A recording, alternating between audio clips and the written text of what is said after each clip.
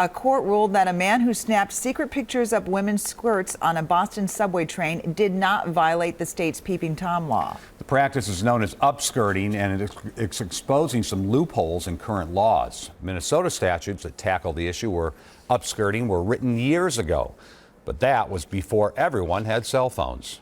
Reg Chapman has more. It was a loophole in legislation that protected Michael Robertson after he was caught taking pictures of a woman's skirt on a Boston subway. State law there says because the woman was not nude or partially nude, Robertson was not in violation. That's an invasion of privacy. It's disgusting. People we spoke would say they can't believe Robertson was not punished for what he did. It's upsetting. I mean, to know that you could be anywhere and that could happen to you, and it's okay. I mean, I get that, this is an egregious thing, but we got to play by our own rules.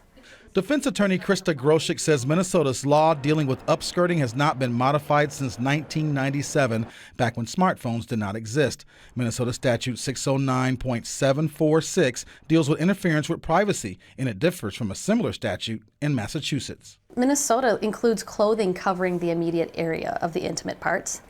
But we go back to this subdivision where it talks about places where a reasonable person would have an expectation of privacy.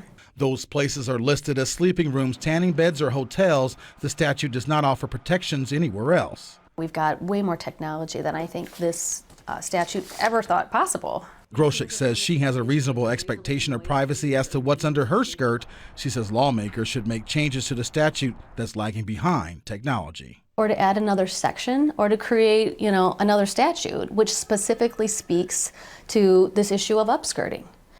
And Reg says if peeping Toms are jumping for joy, thinking they can get away with upskirting, they should think again. Many attorneys expect this ruling to spark lawmakers all across the country to update statutes to protect people from becoming victims.